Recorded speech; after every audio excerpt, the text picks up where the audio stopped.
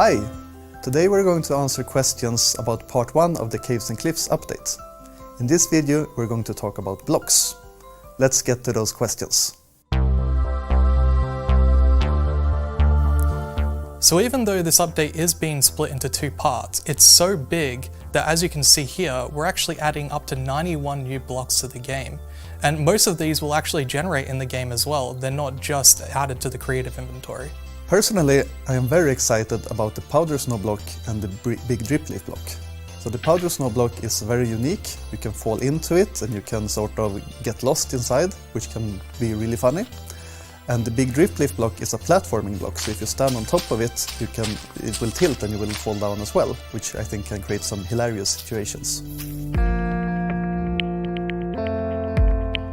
So while the larger caves you may have seen in the snapshots aren't coming until part 2, there are still some significant changes to the caves in part 1. In the new caves, we will have pointed dripstone and dripstone blocks generating. We will also see clusters of amethysts generating, as well as glow lichen, who is going to lit up the caves and make them brighter than before. Deep slate is found in the lowest parts of the world next to bedrock, and you can find deep slate versions of all the ores sometimes generating in them. Mine shafts will also be updated and will now be hanging from chains and be built on top of support pillars. And finally, in these mine shafts you might find a new ore called copper.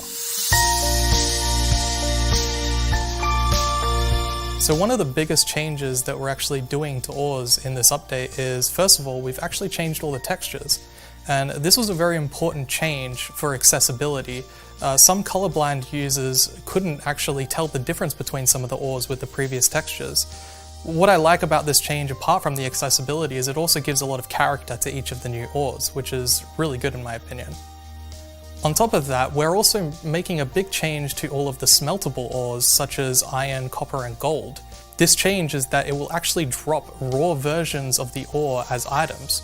And one of the biggest implications of this change is the fortune enchantment will actually work on iron and gold now, which means that you can get a lot more resources than you used to.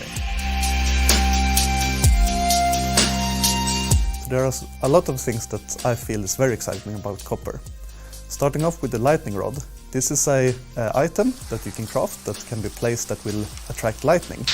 For me this is extra exciting because my house very often burns down when struck by lightning, so now I have a way to prevent that from happening. Another exciting thing about copper is the oxidization properties of copper. So copper is going to be aging over time and change the color of the block.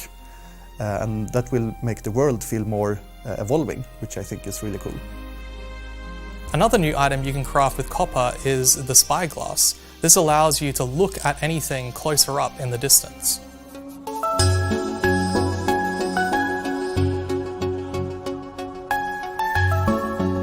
So in order to get some of the Lush Caves blocks, you can actually find moss in shipwreck chests, and through that you can bone meal that moss in order to get some of the plants from the Lush Caves growing on top.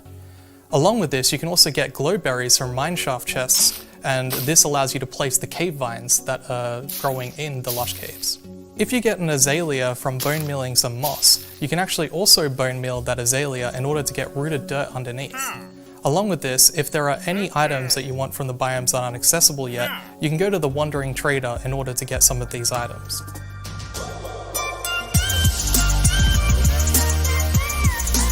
For me, the most fun part was probably working with powder snow block, because it has so many interesting features. You can fall down in it and hide in it, and I just think it's an awesome block.